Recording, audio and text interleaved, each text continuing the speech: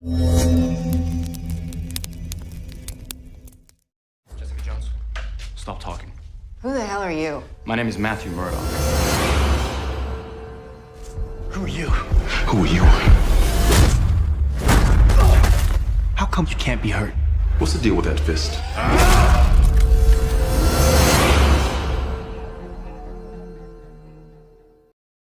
स्वागत है दोस्तों एक नई वीडियो और एक नई एक्सप्लेनेशन के साथ। तो आज मैं एक्सप्लेन करने वाला हूं द डिफेंडर्स सीजन 1 के एपिसोड 1 को।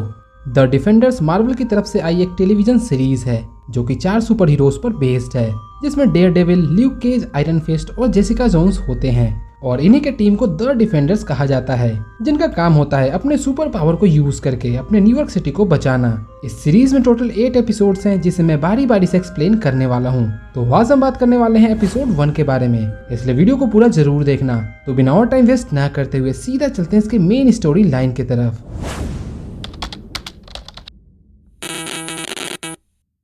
एपिसोड की शुरुआत में हमें दिखाया जाता है कि 2 लोग आपस में लड़ रहे होते हैं, जिसमें एक लड़की दूसरे आदमी पर भारी पड़ रही थी।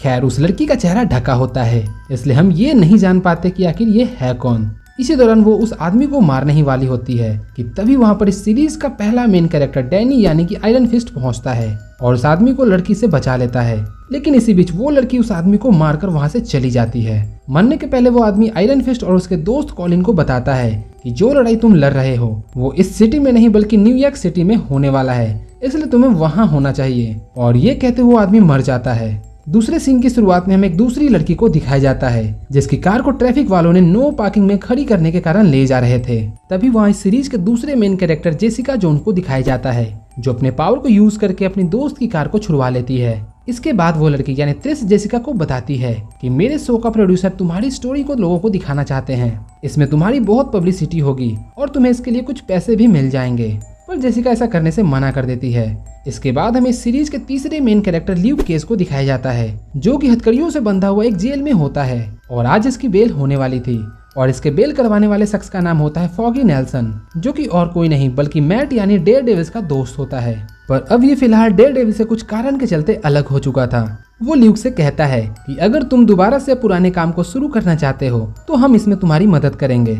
पर ल्यूक अब उसमें इंटरेस्टेड नहीं था, इसलिए वो उसे मना कर देता है। दूसरे सीन की शुरुआत में हमें इस सीरीज के तीसरे मेन कैरेक्टर मैट यानी डेयरडेविल को दिखाया जाता है, जो कि एक लॉयर होता है। चूंकि डेयरडेविल अपनी आंखों से कुछ नहीं देख सकता था, पर इसके बावजूद भी उसके सेंसेस इतने तेज थे कि वो किसी आम आदमी से भी तेजी में अपने आसपास की चीजों को महसूस कर उसका पता लगा लेता था। मैट को वहाँ पर अपने आसपास कुछ आवाजें सुनाई देती है, पर वो उसे इग्नोर कर देता है। इसके बाद वो कोर्ट पहुँचता है, जहाँ पर वो एक लड़के का केस लड़ रहा होता है। दरअसल वो लड़का एक फार्मेसी कंपनी के चलते पैरालाइज्ड हो गया था, इसलिए मैट अपनी सूझबूझ से केस लड़ते हुए उसे काफी पैसे दिलवा देता है। जाते समय उस लड़के को मोटिवेट करते हुए कहता है कि तुम्हें ये दुनिया कुछ नहीं देगी, तुम्हें अपना हक खुद ही छीनना होगा।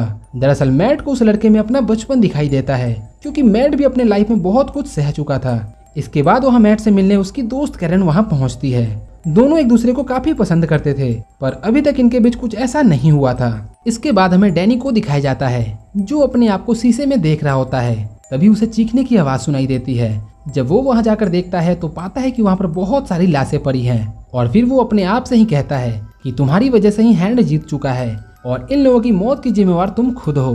तभी डैनी जोर से चिल्लाता है और उसकी आंखें खुल जाती है। दरअसल डैनी एक सपना देख रहा था। तभी उसकी दोस्त कॉलिन उसे कहती है कि मुश्किल से हमें एक आदमी मिला था जो हमें हैंड के बारे में बता सकता था, पर वो भी मर गया और उसको मारने वाली वो लड़की भी भाग गई। इसके बाद हमें एक औरत को दिखाया जाता है, जिसका नाम होता है अलेक्जेंड्रा, जो कि हैंड ग्रुप की एक लीडर होती है। और इसे एक प्रकार की बीमारी होती है, जिसमें इसके बॉडी के सारे ऑर्गन्स धीरे धीरे खराब हो रहे थे, और डॉक्टर के अनुसार इसके पास कुछ ही हफ्तों का समय होता है। दूसरी तरफ ल्यूक केज जेल से निकलकर सीधा अपनी गर्लफ्रेंड कैरन के पास पहुंचता है। फिर ये दोनों एक लंबे समय के बाद फिजिकली इंटीमेट होते हैं। इसके बाद वहाँ ल्यूक की फ्रेंड मिस्टी आती है, जो कि एक पुलिस ऑफिसर होती है। वो ल्यूक से कहती है कि यहाँ हार्लेम में कुछ ही दिनों पहले एक 25 साल के लड़के की डेड बॉडी इसी कार में मिली थी, और ये पहला नहीं बल्कि ऐसे कई वारदात पहले भी हो चुके हैं। जिस पर ल्यूक कहता है कि मैं जल्द ही इसका पता लगा लूंगा। इसके बाद हमें जेसिका को दिखाया जाता है, जिसे एक फैमिली मिलने आती है, जिसका हस्बैंड कुछ दिनों से गायब हो गया था। वो जेसिका को उनका केस लेने के लिए रिक्वेस्ट करती है, पर जेसिका उसे ये कहकर चली जाती है कि उसका पति गायब नहीं हुआ है, बल्कि वो उसे चीट कर रहा है। पर जेसिका के रूम में जाते ही उसे एक कॉल आता है, जिसमें एक आदमी उसे कहता है कि उन लोगों का केस मत लेना। ये बात सुनकर जेसिका थोड़ा हैरान होती है और वो इस पर इन्वेस्टिगेट करना शुरू कर देती है। तभी वहाँ उसका पड़ोसी पहुँचता है और वो उसे कहता है कि क्या तुमने कोई नया केस लिया है। जिस पर जेसिका कहती है नहीं, मैंने कोई नया केस नहीं लिया, मैं बस ये पता करना चाहती हूँ कि मुझे जिस आदमी ने कॉल किया था वो आखिर है कौन। इसी दौरान उसे कॉल की लोकेशन मिलती है जिसके बारे में उसका पड़ोसी उसे बताता है कि मैं इस जगह को जानता हूँ। दरअसल यहाँ पर इलीगल क्राइम्स की एक्टिविटी होती है। उसकी बात सुनकर जेसिका थोड़ा हैरान हो गई थी और वो उस लोकेशन पर पहुँचने के लिए वहाँ से निकल जाती है। वो कॉल वाले बंदे की लोकेशन को ट्रेस करते हुए एक बिल्डिंग में पहुँचती है। वहाँ उस बंदे के रूम के बाहर उसे आवाज लगाती है पर अंदर से कोई जवाब नहीं आता, इसलिए जेसिका रूम के अंदर जाकर वहाँ की तलाशी लेना शुरू कर देती है। तभी वहाँ उसे बहुत सारे एक्सप्लोसिव रखे हुए मिलते हैं जिसे देखकर वो काफी हैरान हो जाती है। दूसरे सीन में हमें अलेक्जेंड्रा और एक औरत को दिखाया जाता है जिसका नाम मैडम गाहो होता है। मैडम गाहो भी हैंड ग्रुप की एक लीडर थी। यहाँ इनकी बातों से हमें पता चलता है कि ये लोग कुछ बड़ा प्लान कर रहे होते हैं जिसे कंप्लीट होने में करीबन 3 महीने लगने वाले हैं। पर अलेक्जेंड्रा मैडम गाहो को ऑर्डर देती है कि काम जल्दी हो जाना चाहिए।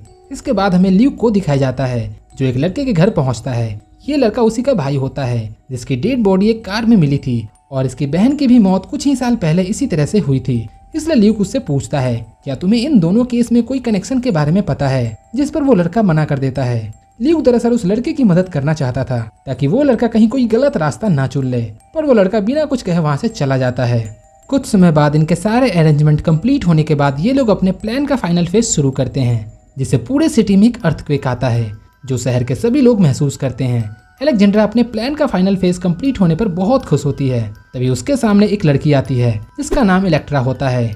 दरअसल ये डेयरडेविल की दोस्त होती है जो शायद अपना याददाश्त खो चुकी थी और ये वही लड़की होती है जिसे हमने एपिसोड के स्टार्टिंग में एक आदमी को मारते हुए देखा था जिसे आयरन फिस्ट बचाने की कोशिश करता है। अलेक्जेंड्रा इलेक्ट्रा से बोलती है कि ये तो बस एक सिटी है, इसलिए अभी से तुम्हें इन सब चीजों की आदत डाल लेनी चाहिए। इस अर्थक्वेक से सारे सुपर हीरोज हैरान हो गए थे और वो समझ चुके थे कि जल्द ही कोई बड़ी तबाही आने वाली है। और इसी के साथ ये एपिसोड यहीं खत्म होता है। इसके आगे की स्टोरी आपको अगले एपिसोड में जानने को मिलेगा जिसका वीडियो मैं इस चैनल पर जल्द ही लाने वाला हूँ। वीडियो पसंद आई हो तो प्लीज इसे लाइक करना और अभी तक आपने इस चैनल को सब्सक्राइब नहीं किया तो जरूर से कर लेना। तो मैं मिलता हूँ आपसे एक नई वीडियो और एक नई एक्सप्लेनेशन के साथ। Till then take care and bye bye.